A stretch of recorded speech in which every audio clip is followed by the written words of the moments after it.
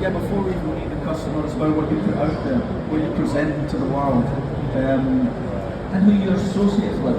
I've been speaking to BIKBI, and so for installers being associated with something at an institution, it says a lot about who you are, and that's a start point before the customer even speaks to you. I'd like to say one of the things is it's about what goes right and remembering what's gone right. You're not always focusing on what went wrong. So that was my first thoughts. How do you? Every time you do a project, you at the end of it, you want to find out what it's. If you focus on the positives, making those changes that it minimises anything going wrong, or you look at towards positivity and. But try and find out what those words, see what happens when it's on the screen. So one of the ways I work differently from other people is I have a very clear conversation on poke the clients literally, poke their brains out to get them to think what they really, really want. So I often push them into design corners, or I make suggestions for changes to the architecture. Even small things like the position of a window or the inclusion of French doors. Funny enough, the inclusion of French doors is one of the nicest things you can do for anybody. You never get a client coming back and saying, I wish you didn't put those French doors in. French doors give you access to the outside in a way that nothing else does.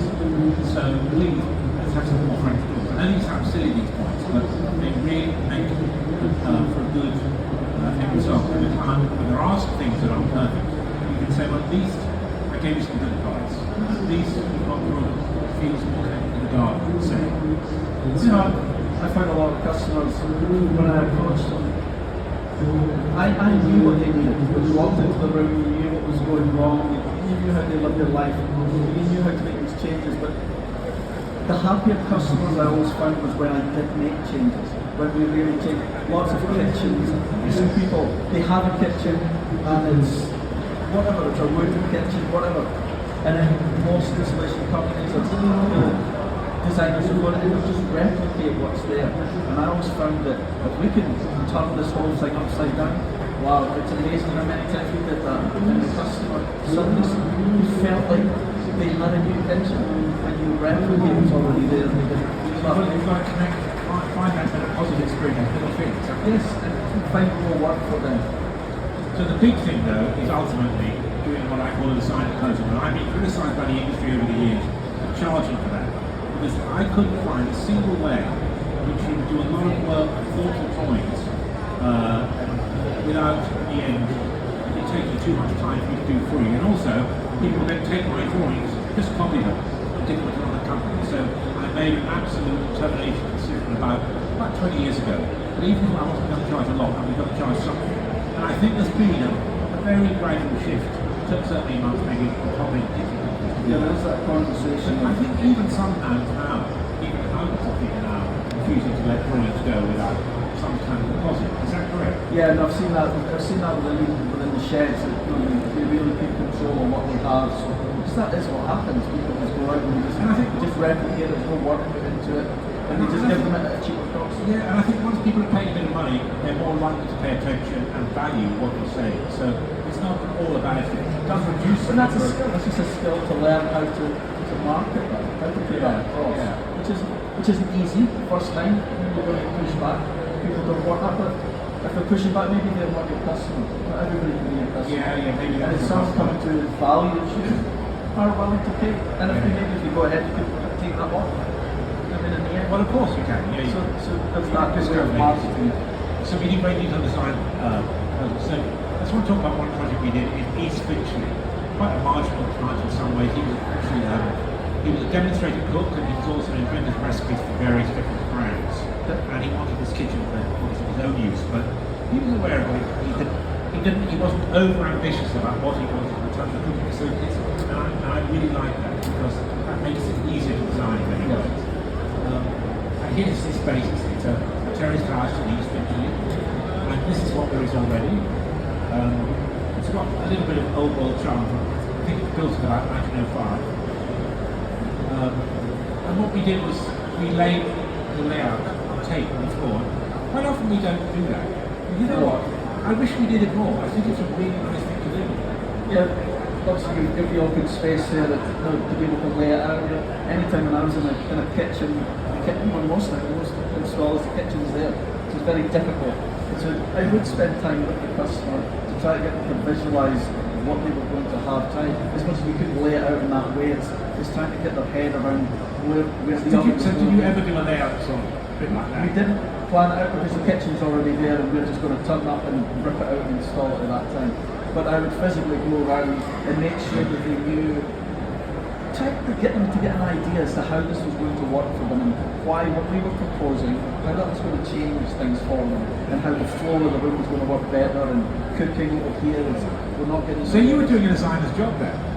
Absolutely. Because we would go back to the stores and we would say, no, we need this. Because we see the end result. Yeah. We do it with the customers. I like that crossover. I think that's interesting.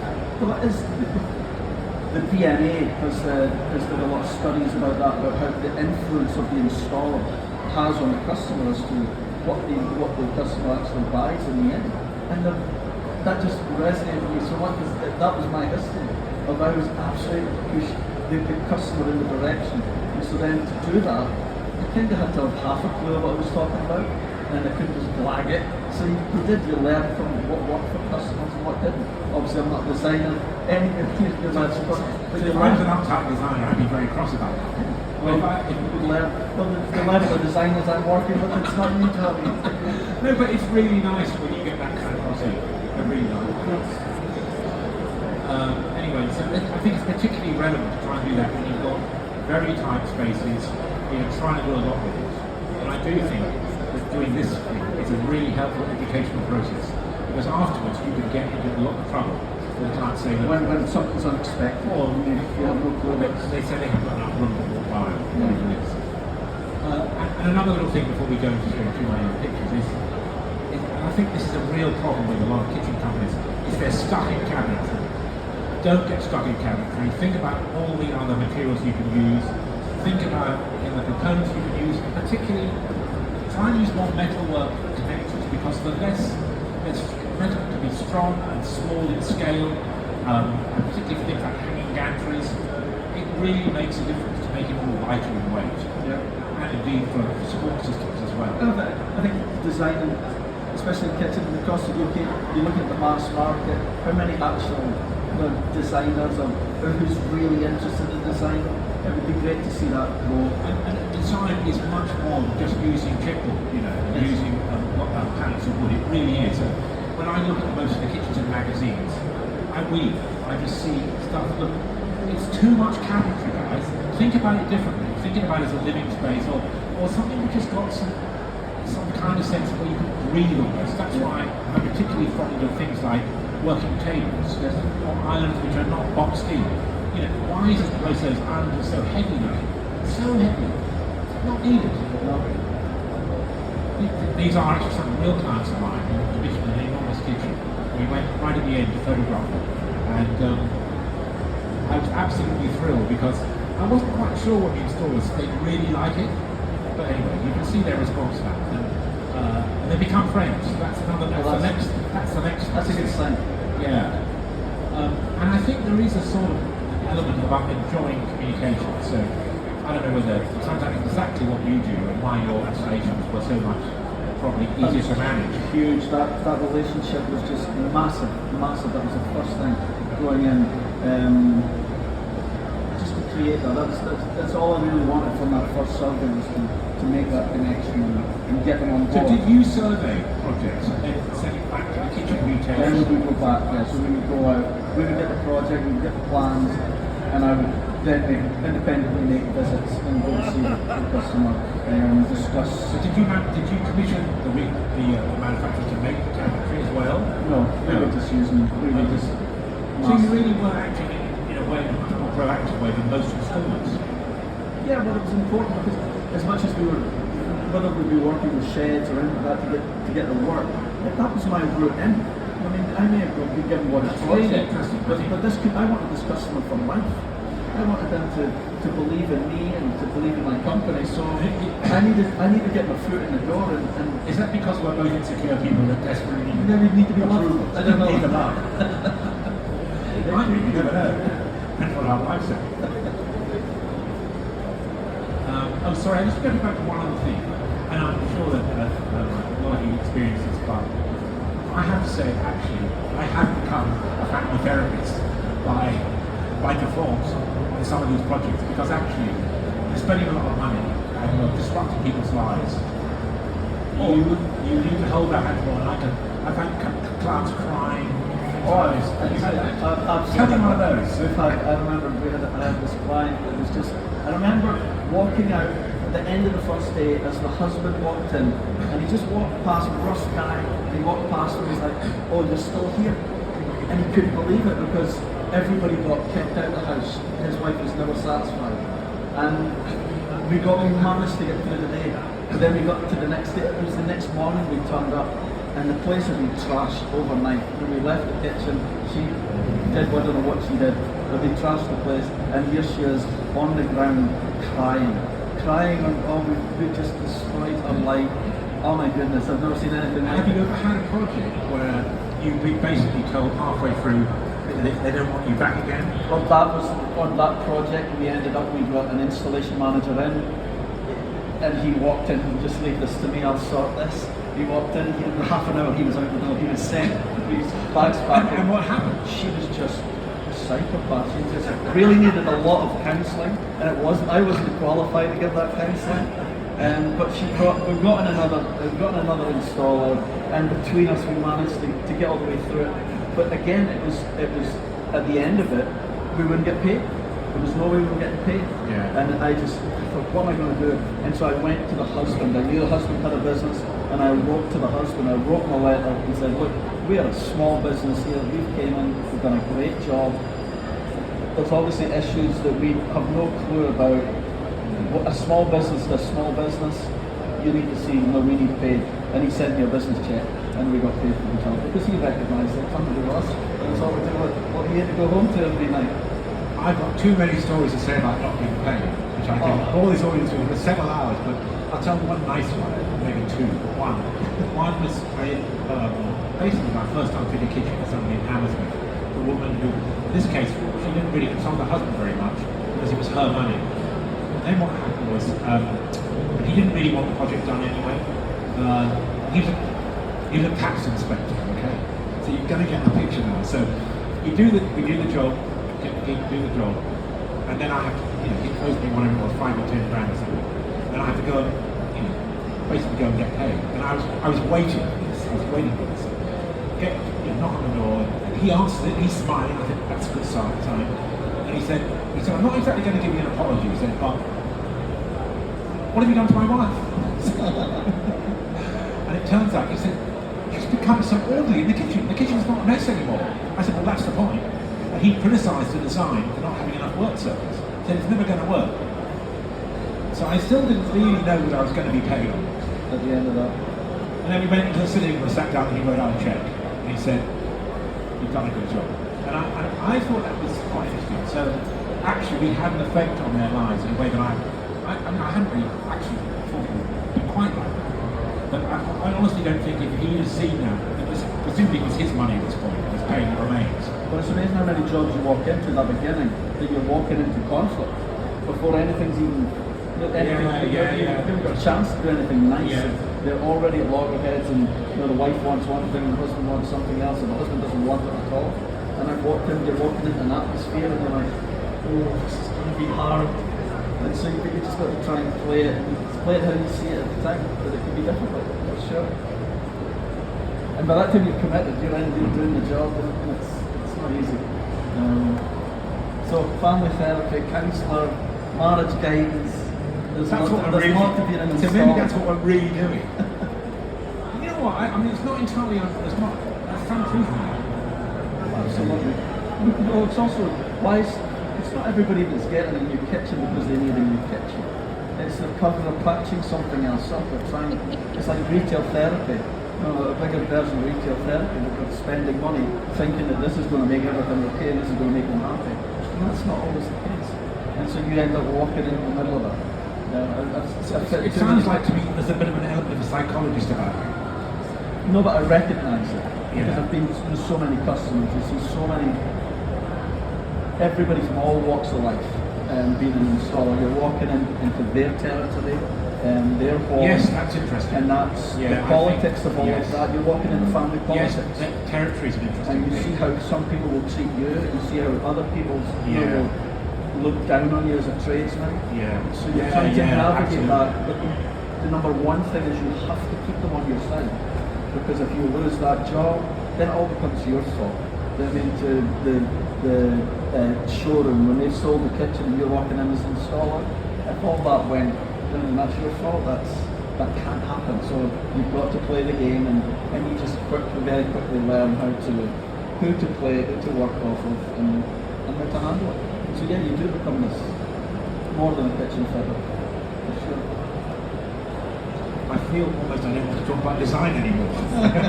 But we will, okay. Because you're right, there's so many outside factors that you can actually do an incredible job if someone will get paid. The kitchen's easy, but installing the kitchen's easy. If you just leave your alone to do it, when you Now find- that's what I like to hear, yeah. It is. I'm sure it's mentality. It's a very nice thing to say. I suppose that there are some things here which are more designed for, which in some ways aren't really about when things go wrong. But what I do think is wrong is having kitchens that can't be used by every generation. And that's what this original research kitchen here that we put, it's basically where this comes from. Research from Newcastle University and the National Initiative of Aging. We know that when kitchens can be quite divisive places in terms of it can be exclude people. And one of the areas, one of the groups that are excluded are children. Not actually necessarily, Learning how to cook at a young age, Old and being designer. involved Yeah. at that level. but one thing we also know is that there's an issue of safety around practical aspects of kitchen use. I like seeing this multi-generational conversation happening, obviously with what I do, my involvement with anti-slip shower trays, and being in North America, this aging in place conversation is huge compared to the UK. Yes, there are a few designers here and there that try to get this conversation going, but it needs to be bigger, it needs to be far bigger, and you see it growing every day in the United States. And so I love seeing that, and as I say, we all need to be educated. People like yourself talking about that, that really helps. And it's not that people don't want to do that, it's just that they've never thought of it. They've never thought about, again, if we did this, my kids could be a lot more involved. It's just It is delighting very- how people work, how classes work with vision with older people, and just different things. And actually, that's the original origin of the design was that 4 generations could use it. Yes. Because each of these plants move up and down. Yes. And height is one of the key things that invites somebody to use it, or invites But also the person to then say, with the aging in "Hey, place, when people start using their kitchens, it keeps them in their home longer, they're cooking for themselves, that's the whole process. And people will live longer if they're kept in their own homes. That's been proven statistically. And so the more we can do that, the more we can look after this. And fundamentally get it right back to base, right at the beginning. It shouldn't just be designers like yourself coming out with these ideas and then it's the kitchens that we're replacing. Maybe if we could get that conversation bigger and right back to the basics down to build when we're designing homes, right at the beginning, then we'll see things starting to change. This is the kitchen I did in Falmouth, or it says some guys on my website. And what you can see in the foreground with this kind of funny shaped, flexible table is underneath it has the same shape, but for almost like a stool. And small children can stand on it, or oldies can sit on it, or it can fold away. And that seems to be, again, an invitation to get people to participate in cooking or drinking or eating or whatever. And this is it being made in the workshop. And You it's see really that, put in. I think when you've got kids involved in kitchens, they're far more capable than you give them credit for. They're using tools and using knives and it's so true. People think that instantly you hand a knife to a kid and they're going to cut their hand off. And they're actually just I'll tell you a really nice story. So I was slightly ahead of my elder brother. I had a son at the age of 4. He only had girls. And he decided one Christmas to give my son a set of adult chisels at the age of 4, right? And I was pretty tolerant as a dad, and pretty much, as you can guess, open to the idea. But even I was quite freaked out about letting my 4-year-old son use the electricity, and it's going to be this house. And I built a workshop then about this height. It's in our hallway in a big house we were renting. And so, he thought about it. It's a good present. And my wife, I don't think she actually quite realised what was going on. We let him use it. And let me tell you, he didn't cut his hands until he was about 18 when he went on some kind of camping weekend with his school friends and got pissed. So, there's something about trusting kids and tools, I think. You've got to do it. I think we'll just skip this. It's too serious for the end of the day. So I just jotted down a whole bunch of rather funny things that could go wrong. But do you want to pick out one of those? Well, all of these things just, if we look at, just grabbing their length of installation. Length of installation comes down to, again, using professionals for installation. I know, I could tell you when I was installing kitchens, I could take it down to the hour. I knew how long that job was going to take down to the hour. And that's what happens, you get that when you use professionals, someone who's, the repetition, you just learn how long something's going to take, then allowing for different factors to come into it. You've already, the wobbly walls, poolside surveying, well, you've done a great survey and you know all the pitfalls that are ahead of you. You get that by using a professional. When you don't use a professional, that's when all these problems start occurring. Things come out of the woodwork because they don't have the education to know what to look for. So all of these things it's definitely the key. Again, I jump back to the BIKBDI and using associations like that to find professionals. So we covered most of the previous slide, but I think there's a few here that you might want to pick up on. Cherry pick one of those if you think is particularly relevant. Because I've got a couple of favourites. I'll tell you what they are in a minute. Wall covers. Sometimes I'm seeing too many wall covers that hit you in the eye, and that is one of my favourites. Yeah, that's why I hate fitting wall covers. When you look at mass marketing kitchens, it's about and the customer. They just want as much as they can get in. Is it because, again, I see the difference in North America to here, and kitchens are smaller, and they're smaller in that they tend to be a separate room. Whereas in North America, you've got the dining room, the kitchen, and a living area. It all tends to be a bit more open, which makes the kitchen feel a bit bigger, a bit more social. But it's all really about, that's what my experience was about, getting as many covers as you can. There's quite a lot of things. So when I first developed the unfitted kitchen in 1986 with Smallbone, I had to do 3 prototypes for each of the directors. So I've got to pass a kind of litmus test. And the first one was for the managing director and his wife, who was the sales director. And we did an unfitted kitchen design, and she couldn't understand why the sink didn't go to the wall, and she didn't get quite all of it, but she was charming and she was open. And then she said, right, well, we're now going to get our team to design a fitted kitchen in exactly the same space. We're going to measure up the amount of storage in an unfitted kitchen versus a built-in one. And I'm grinning here like mad, because actually, I was staggered by this. There's more storage with an unfitted kitchen. And I had to work out why. And that is really fascinating. And part of the reason is because with a fitted kitchen, you've got a long counter, then you've got a gap, you've got your narrow cupboards against the wall. But if you just imagine hacking off, say, 5 foot of that and putting in one massive great walk-in pantry, you've got a storage game. In fact, you've got such a storage game that you can actually have a bit of space. So as you go around the kitchen, 100%. Is that right? Is it just because that changed my life changed when, again, North America obviously has got a big impression on me, but when I moved there, suddenly our kitchen had this pantry, and it just changed everything, because that's where everything was. So therefore, what we had in the kitchen, if you've got 90% of people walking to you, could they have this in their kitchen? The first thing is, we're not going to put anything. But if you've got this, exactly, you can't do it, right? But you can. And I think and you allow them design they can be more expressive. So I was trying to look back in history and find out the big difference between British and American kitchens. And on the whole, Americans still obtain their pantries right the way through up to the 60s. Then as the fitted kitchen brigade began to win over American consumers, the pantry started to be less important. But even now in America, they have slightly bigger homes, so the likelihood of there being a pantry is much higher. But broadly speaking, we lost it in the 30s, I think, with a massive building program No, and much smaller houses, pantries disappear. And I think that's a retrograde. Yeah, I would definitely encourage people for that kind of thing, starting off with, can you put a bank there, and work from there, for sure. So I'm going to have another hack at fitted kitchens before we end up with this slide. So I did an incredibly exciting design for a wonderful couple who made loads of money out of the first tech boom in California.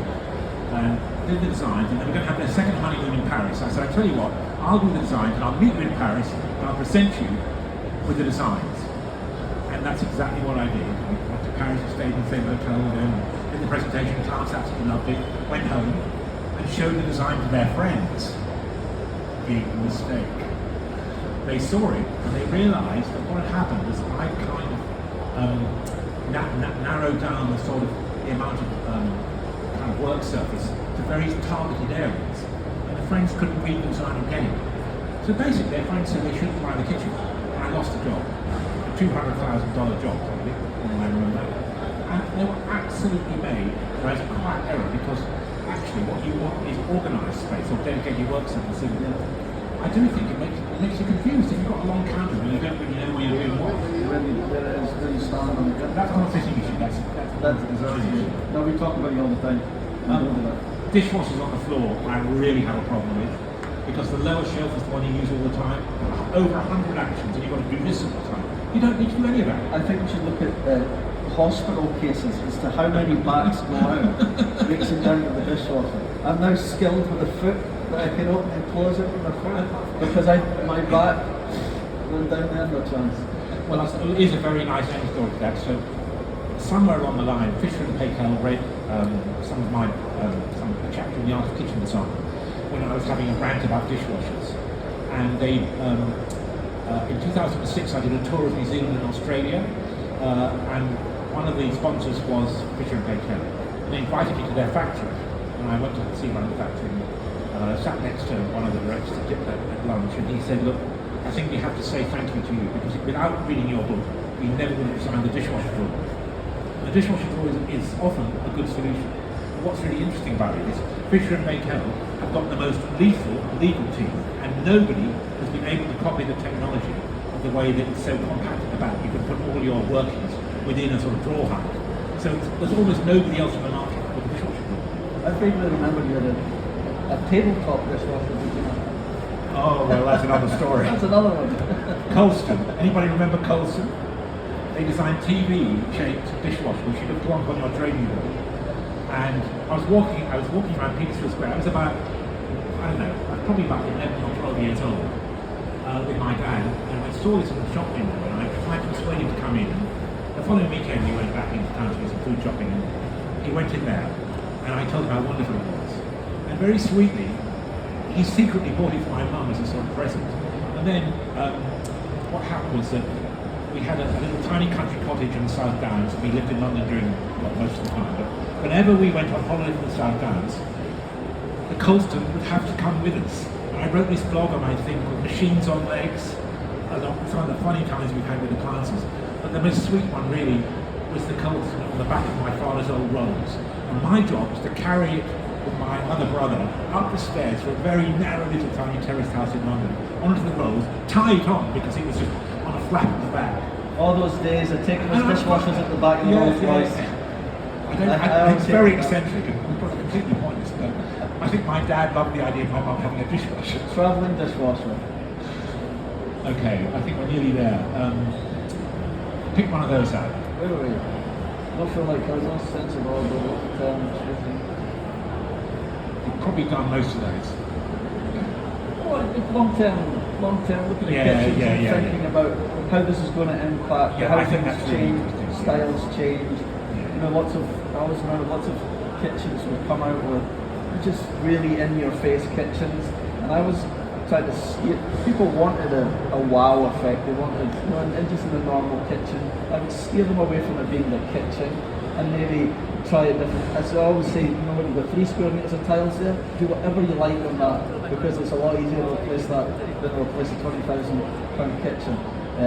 But just that things where it's fast, I think very careful. We talked about this whole thing about the role of style and fashion and how people perceive it, because one of the big issues around kitchens is that basically people look into the current magazines and they see what's kind of in play, what the journalists are recommending or what people are doing. And it's often based on quite trivial phenomena. And they're not, a bit like, I suppose, buying fashionable clothes that last for a season. Understandable on one level.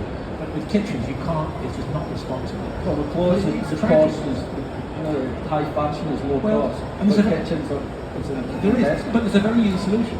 Just don't follow one style. Yeah. Borrow like mad. Borrow wherever you can find it.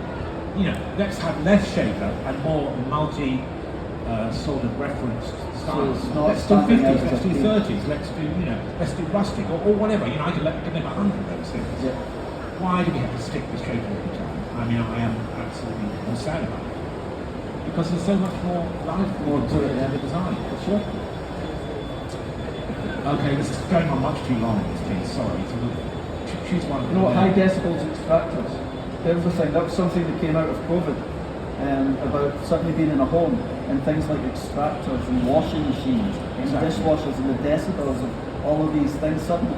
And I remember that I've worked from home, but that was one of the first things that I became aware of when I started working from home, was all these things that leaked and had noises and tumble dryer that plays a little tune at the end. Installer 2025 Day 1 has now closed. Please can I ask all visitors to make their way to the exits. Okay, so we have to do a plug for NEC because Johan is here, but actually it's an incredible piece of kit and it does answer most of those points you've just raised. Yeah, no, it's real. Noise is really important, just these irritating noises, and it really affects how people feel in the room, for sure. So this is our last slide, so we've nearly made it on There we time. go. So this is partly for you, Johan, but no, it's serious. It's a way, we have a responsibility for the environment which we now have to really address. And I think those are the ways we do it slightly more widely than just purely telling people to have recyclable products. It's got to be thinking right the way across. I remember doing this right at the beginning.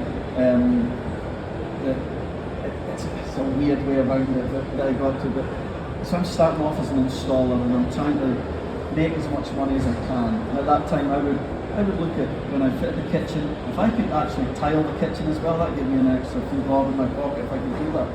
But the customers, again, Dundee, working class, there wasn't a lot of money on the go. And so I would often speak to the customers and ask them to put their kitchen, I said, take out a £5 advert in a newspaper or wherever and advertise your kitchen. I said, you will have a landlord that will come along and take it off your hands for £100 and take it away because they're not going to spend money on their student flats or whatever. And so, I was doing that, whatever that was 30 years ago, and asking them to do that for the wrong reasons. It was really so that they suddenly had the £100 that they could pay me to tile their kitchen. That was really what I was trying to help them that way. But really, as I've seen your business grow, and it is, it's really, there's such a waste. The kitchens are just, I've thrown out better kitchens than I've put in at times. And you're like, oh my God, this is just, we've tried to convince the customer, look, why don't you change your utility room at the same time? We'll use this and we'll use it in your utility room. Let's try and save some of this kitchen. But honestly, because sometimes it's just, and you've not got time. You as an installer, I couldn't take the responsibility. I didn't have time to be getting involved in second-hand kitchens. I don't even know if your business existed back then, but but it's just that there's such a waste, and it's just reusing a kitchen again. Absolutely, there's so many great kitchens out there, and just because you're taking it out doesn't mean it should end up in the skip. So maybe that's a very good note to end on, because actually maybe Helen and your team at Revo are really putting things right. And that is the positive note to, I mean, I'm happy to chat to anybody, so we better. So that's how anyone else is But thank you for listening.